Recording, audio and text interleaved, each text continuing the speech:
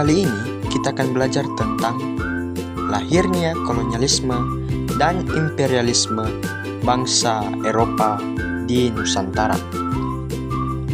Kolonialisme dan imperialisme bangsa Eropa di Asia tentu tidak hadir secara tiba-tiba. Pada awalnya, kolonialisme dan imperialisme Eropa bukanlah dilatar belakangi oleh ambisi untuk menguasai dan menjajah bangsa-bangsa di Asia maupun Afrika. Tujuan utama kedatangan bangsa Eropa adalah berdagang. Mereka membeli barang-barang yang langka di pasar Eropa, terutama rempah-rempah, dan sesekali menjual hasil-hasil produksi mereka, seperti pakaian, kepada bangsa Asia dan Afrika. Singkat kata, motivasi utamanya adalah berdagang. Penjelajahan bangsa Eropa mengarungi samudra dipelopori oleh bangsa Portugis yang melakukan pelayaran samudra dengan semangat mengejar kekayaan, membangun kekuasaan, dan misi penyebaran agama Kristen. Pangeran Dom Henrique, yang dikenal juga sebagai Henry Sang Navigator, mendorong para pelaut Portugis melakukan penjelajahan. Dan perhatian utama Pangeran Henry adalah pantai barat Afrika, Maroko. Henry mendapat informasi bahwa di wilayah pedalaman Maroko, para pedagang Arab memperdagangkan emas, dan juga para pedagang Arab membawa emas-emas tersebut menggunakan karavan-karavan unta. Oleh karena itu, Henry memutuskan untuk menjelajahi pantai barat Afrika untuk menemukan pelabuhan-pelabuhan serta jalur-jalur karavan yang menuju ke daerah-daerah produksi emas. Akibatnya, berangsur-angsur para pelaut Portugis mulai mengenal jalur pelayaran di pantai barat Afrika. Karena keberhasilan penjelajahan Portugis ke bangsa Afrika maupun Asia, akhirnya bangsa-bangsa Eropa yang lain mengikuti jalur dari Pangeran Dom Henrique serta beberapa rekan dari Dom Henrique. Seperti halnya Bartolomeus Dias, armadanya berhasil melayar dan menyusuri pantai barat Afrika melintasi Ghana, Angola, dan Namibia. Selain itu, Christopher Columbus juga berhasil mendorong Spanyol untuk menjelajahi dan berekspedisi sehingga menemukan rute alternatif ke India. Columbus juga berlabuh di Bahama, yaitu benua Amerika yang dikiranya India, dan lantas menamakan penduduk asli di sana sebagai orang Indian. Jadi, Columbus secara tidak sengaja menemukan benua Amerika. Pada 1493, Columbus kembali dari perjalanannya ke benua Amerika. Ia kemudian mengunjungi Portugal dan menceritakan penemuannya kepada raja. Hal ini memicu konflik antara Spanyol dan Portugis karena Raja Dom João II bersikeras bahwa bangsa Portugis merupakan pihak yang berhak menjelajahi wilayah Amerika. Guna menyelesaikan konflik antara Spanyol dan Portugal, diadakan perundingan dengan Paus sebagai penengah pada 1494 yang disebut juga dengan Garis Tordesillas sehingga mencapai kesepakatan.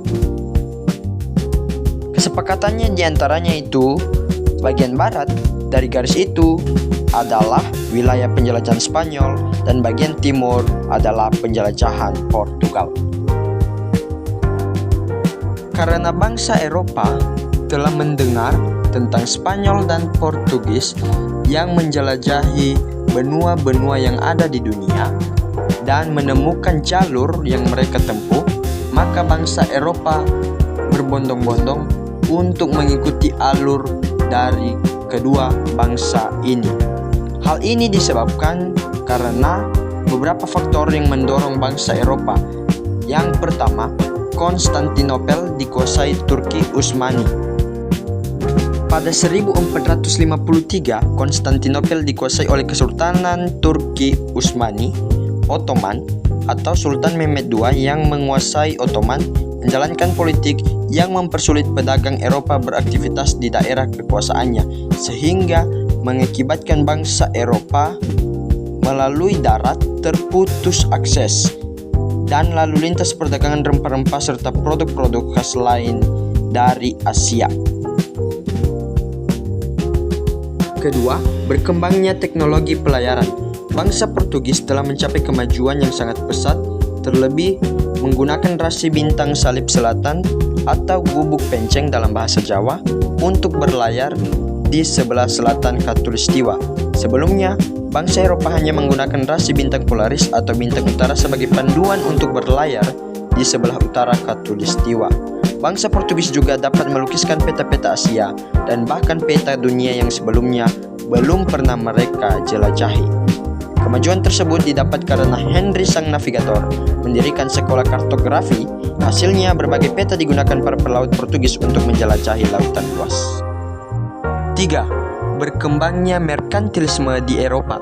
Merkantilisme adalah teori ekonomi yang menyatakan kesejahteraan suatu negara ditentukan oleh banyaknya aset atau modal yang dimiliki serta besarnya volume perdagangan global suatu negara. Aset ekonomi atau modal negara itu berupa jumlah mineral berharga seperti emas, perak, dan komoditas lainnya yang dimiliki oleh negara. 4. Kekayaan perdagangan, misi penyebaran agama Kristen, dan membangun kekuasaan atau yang disebut dengan gold, gospel, dan glory. Pelayaran bangsa Eropa didasari motif ekonomi, yaitu kegiatan perdagangan global dalam mencari komoditas yang laku di pasar Eropa. Kemudian, gospel merupakan motif lain yang dilandasi adanya keinginan untuk menyebarkan agama Kristen ke seluruh dunia. Glory adalah semangat untuk membangun kembali kejayaan bangsa dengan kekuatan sendiri. Akibat dari penjelajahan bangsa Eropa di Nusantara maupun sekitarnya, menyebabkan bangsa-bangsa Eropa yang ada di dunia mengetahui bahwa bangsa yang berada di Asia maupun Afrika adalah bangsa dengan sumber daya alam yang lebih besar dan sumber daya alam yang dihasilkan seperti cengkih ataupun pala sangatlah langka di negeri mereka atau bangsa Eropa. Akibatnya harganya lebih mahal daripada yang ada di Indonesia atau Nusantara disebut pada saat itu. Jadi sekian teman-teman penjelasan mengenai lahirnya kolonialisme dan imperialisme bangsa Eropa di Indonesia.